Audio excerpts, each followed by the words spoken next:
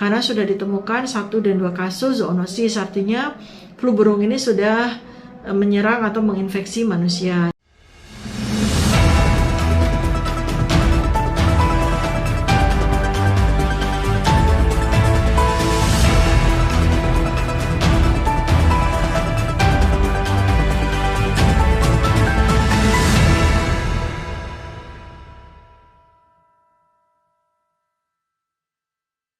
WHO pada tanggal 24 Februari 2023 sudah melaporkan adanya potensi kejadian luar biasa atau outbreak dari lagi-lagi flu burung ya, H5N1 atau avian influenza, yang mana itu merupakan penyakit infeksi pada unggas yang juga menjadi zoonosis atau bisa menular pada manusia. Kasus flu burung sangat populer pada sekitaran tahun 2005, di mana pada waktu itu Menteri Kesehatan Republik Indonesia dijabat oleh Ibu Dr. Siti Fadila Supari. Beliau adalah pahlawan ya, karena menggagalkan pandemi flu burung yang terjadi di dunia, termasuk di Indonesia. Nah, setelah 18 tahun berlalu, tampaknya flu burung ini ya, walaupun WHO sudah mengklaim bahwa sudah ada obat yang digunakan untuk mengatasi penyakit flu burung ini, kemudian juga vaksinasi terhadap avian influenza ini juga sudah diberikan kepada unggas, tapi kok sepertinya tidak ada satu peningkatan yang berarti ya di dalam bagaimana eradikasi flu burung ini bisa dilakukan pada unggas-unggas. Nyatanya masih secara sporadik masih terjadi di banyak tempat, terutama terjadi di Cina ya, Hong Kong begitu ya.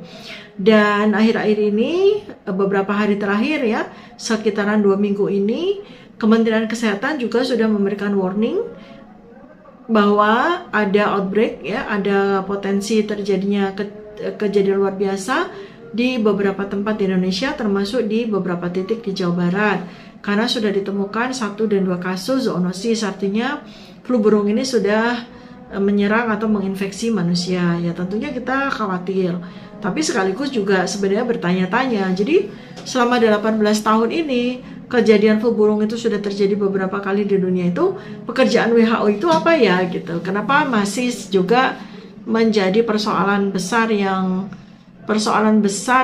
menyita perhatian dari seluruh penduduk dunia gitu ya. Kalau memang vaksinasi itu sudah berhasil dilakukan untuk melakukan eradikasi terhadap merebaknya flu burung ya. Vaksinasi diberikan pada unggas, bukan pada manusia ya. Vaksinasi flu burung itu diberikan pada unggas, sebab unggaslah inang utama dari H5N1 ini. Lalu apa yang mesti kita khawatirkan ya kalau kemudian ada kabar KLB terjadi di beberapa tempat? Yang pertama tentu saja adalah pencegahan yang mestinya dilakukan, dimulai dari promosi ya dan preventif yang mestinya dilakukan oleh dinas kesehatan setempat, terutama bagi yang sudah melaporkan ada kasus flu burung yang menyerang manusia. Di tanggal 25 Februari 2023 yang sudah memberikan laporan bahwa terjangkit virus flu burung karena ada ratusan unggas yang mati, ini adalah kota Cimahi dan beberapa daerah lain di Provinsi Jawa Barat. Jadi ini belum ada laporan flu burung ini menginfeksi manusia ya, baru merugikan peternak karena ratusan burung mati. Nah, mestinya dinas kesehatannya bekerja sama dengan dinas peternakan setempat, mestinya juga harus bertanya ya, seberapa efektif vaksinasi yang diberikan kepada unggas ini ya, sebagai bagian dari program pemerintah ya. Kenapa masih ada saja kasus flu burung yang terjadi di Indonesia? Sekarang apa yang kita bisa khawatirkan ya? Pertama, seandainya flu burung ini menginfeksi manusia, memang bahayanya tinggi sekali ya, karena CFR-nya atau case fatality rate-nya itu sampai 56%. Artinya secara teoritis ada 100 orang yang terinfeksi flu burung, maka 56 di antara korban tersebut akan mengalami risiko kematian. Memang sangat tinggi. Bandingkan dengan CFR dari virus COVID-19 ya, yang saat ini hanya 0,6%, jauh sekali. Jadi memang betul-betul mengkhawatirkan ya kalau memang betul terjadi KLB. Artinya KLB itu ditemukan 1 orang kasus yang mengalami infeksi flu burung, maka layak untuk dijadikan sebagai KLB ya, karena memang potensi mematikannya itu tinggi ya. Tapi berita bagusnya adalah kalau sebuah infeksi virus memiliki CFR yang sangat tinggi seperti flu burung ini, maka potensi menyebarnya itu sangat kecil. Sebab orang yang terinfeksi maupun unggas yang terinfeksi itu akan berpotensi mengalami kematian dengan cepat kan, sehingga tidak mampu untuk melakukan penyebaran di tempat lain. Jadi memang agak aneh juga sih sebenarnya kenapa flu burung yang virulensinya itu sangat rendah ya, tingkat penyebaran itu sangat rendah. Kenapa ketika beberapa hari yang lalu itu terjadi di Cina, beberapa hari kemudian itu bisa terjadi di kota Cimahi? Ini kan juga mengherankan ya. Mengingat virus H5N1 ini kan bukan virus endemik. Itu benar-benar terjadi secara sporadik. Tiba-tiba aja gitu, tiba-tiba aja muncul, tiba-tiba aja pergi. Tiba-tiba aja muncul, tiba-tiba aja hilang. Kan aneh itu kan, karena bukan virus endemis. Seperti halnya virus-virus yang terjangkit pada unggas yang memang merupakan virus endemis ya. Itu yang memang menjadi satu pertanyaan-pertanyaan besar yang seharusnya bisa loh dijawab oleh para saintis yang bekerja untuk pemerintah. Saya mencoba menelusuri berita yang terjadi di Cina nih ya, merebaknya kasus flu burung H5N1 sudah teridentifikasi. Tapi sampai dengan hari ini yang dilaporkan itu baru 2 orang yang terinfeksi ya, dari seluruh provinsi yang dilaporkan dari Cina kepada WHO ya, baru ada 2 dengan tanda dan gejala yang menunjukkan adanya infeksi virus avian. Nah, saat ini sebetulnya kan untuk pengobatan virus avian sendiri, avian flu atau flu burung itu kan sudah ditemukan. Sekarang yang perlu sekali untuk diketahui oleh para penduduk Indonesia, kalau seandainya di daerah Anda itu terjadi atau terdengar kabar terjangkitnya flu burung ya, dan bagaimana Anda menghindari supaya tidak terinfeksi. Ya, pertama adalah kalau ada satu daerah tiba-tiba yang terjadi adalah ratusan unggas atau ratusan ternak ayam itu mati dalam waktu yang singkat ya, ratusan gitu. Berarti kita harus mengindikasikan, harus mencurigai bahwa daerah tersebut sedang terjangkit infeksi flu burung. Lalu langkah-langkah apa yang mesti kita lakukan? Yang pertama adalah hindari kontak langsung dengan unggas, karena khawatirnya ketika virus itu terbang ya, dia ditularkan secara airborne ya, maka unggas yang ada di sekitar daerah yang mengalami KLB itu pun juga berpotensi untuk terserang juga. Jadi hindari kontak langsung dengan unggas, apalagi unggas yang jelas terinfeksi oleh virus H5N1 ini. Kemudian hindari kontak langsung juga dengan orang yang terpajan atau orang yang terinfeksi virus H5N1 ini, karena akan terjadi transmisi ya kepada orang yang sehat yang lain. Kemudian juga selalu perhatikan kebersihan, higienitas, mencuci tangan dengan sabun dengan rutin, tidak menyentuh mata, hidung dan mulut ya sebelum cuci tangan, karena itu port re-entry-nya, artinya pintu masuk untuk virus flu burung itu masuk ke dalam tubuh seseorang itu melalui mata, hidung dan mulut. Berikutnya lagi juga unggas yang terindikasi terkena virus flu burung itu sudah tidak layak untuk dikonsumsi, baik daging maupun telurnya. Jadi jangan dikonsumsi. Nah, buat unggas-unggas yang lain atau hasil produksi telur unggas yang lain yang belum terindikasi terkena virus flu burung, tetapi masih ada di area di mana ada berita kejadian luar biasa flu burung, maka juga harus diperhatikan, hati-hati untuk mengkonsumsinya.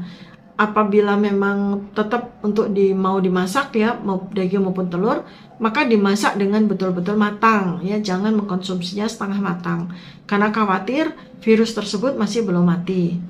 Lalu apabila di sekitar daerah tempat Anda tinggal itu terindikasi ada KLB flu burung ya, tanda dan gejalanya kan kurang lebih seperti flu biasa.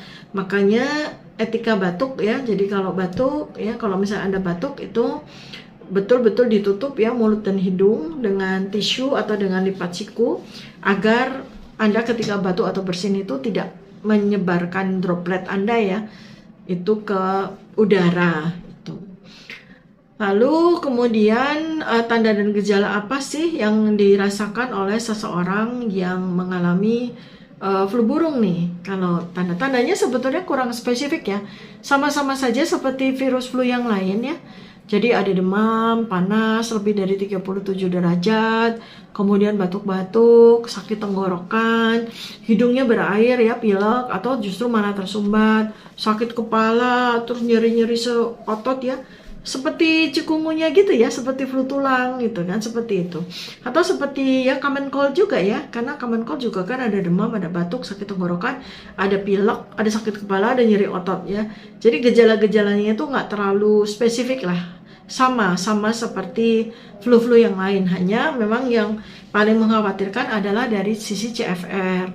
Kalau common cold atau flu musiman itu CFR-nya kan 3% ya, 2-3%. Kalau flu burung ini H5N1 ini CFR-nya 55% ya, jadi memang besar sekali variabilitasnya ya, dan memang harus betul-betul diwaspadai. Yang penting adalah jangan sampai terlambat, jangan sampai abai. Kalau sampai Anda menemukan anggota keluarga dengan gejala-gejala seperti yang tadi saya sebutkan, dan di daerah itu sedang mengalami KLB, maka kuat ya kemungkinan atau risiko bahwa yang bersangkutan juga barangkali mengalami infeksi flu burung. Jadi memang sebaiknya memang betul-betul harus preventif ya. Kemudian obatnya juga sudah ada. Jadi nanti kan virus itu akan diidentifikasi apakah dia memang arahnya ke H5N1 atau kepada virus yang lain.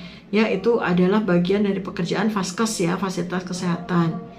Jadi yang penting sebenarnya Anda nggak usah khawatir, karena flu burung ini walaupun katakanlah terjadi KLB, dia tidak akan pernah bisa menghasilkan pandemi. Sebab kenapa? Sebab kemampuan dia untuk menyebar luas itu sangat-sangat kecil. Kenapa sebabnya? Karena CFR-nya sangat tinggi. Ketika CFR-nya sangat tinggi, maka siapapun juga, baik itu unggas maupun manusia, itu akan sulit untuk menyebarluaskan virus ini, karena dia sudah kadung sakit berat atau bahkan mungkin meninggal. Sehingga tidak mungkin ya terjadi pandemi. Paling mungkin terjadi kejadian luar biasa atau epidemi ya di satu tempat saja dalam satu kurun waktu tertentu. Take home message ya, catatan penting adalah sudah 18 tahun ditemukannya virus H5N1 ini. Kemudian juga sudah ditemukan vaksinasinya yang sudah diberikan kepada unggas. Sebetulnya kan tidak ada kepentingan atau tidak ada satu relevansinya lagi ya kalau sampai tiba-tiba ada KLB flu burung kan, kecuali memang para peneliti ini tidak disclose, tidak menyampaikan secara terbuka bahwa ada berbagai mutasi yang terjadi yang membuat virus flu burung ini tetap eksis ya sebagai virus yang menyebabkan infeksi pada unggas, dan vaksinasi yang diberikan pada unggas itu ternyata memang sudah obsolete, atau memang virus yang ada di dalam vaksin itu sudah tidak relevan menjadi alat untuk menstimulasi antibodi yang terjadi pada unggas itu. Artinya sudah ketinggalan 1 langkah 2 langkah dibanding dengan perkembangan mutasi dari virus H5N1.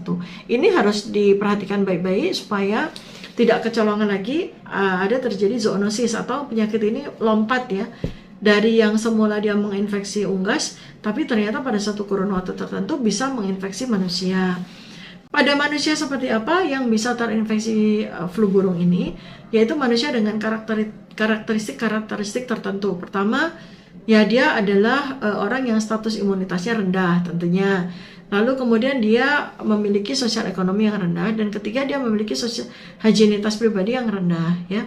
Jadi ini perlu diperhatikan terutama di daerah-daerah di mana banyak ada peternakan hewan, terutama unggas ya, untuk diperhatikan baik-baik. Apabila memang ada pengumuman terjadi KLB ya pada daerah tersebut. Jadi ini pesan saya, tidak usah khawatir, asalkan Anda bisa menjaga status imunitas Anda tetap tinggi ya, maka insya Allah kalaupun ada KLB di daerah Anda insya Allah akan terbebas dari infeksi H5N1 tersebut.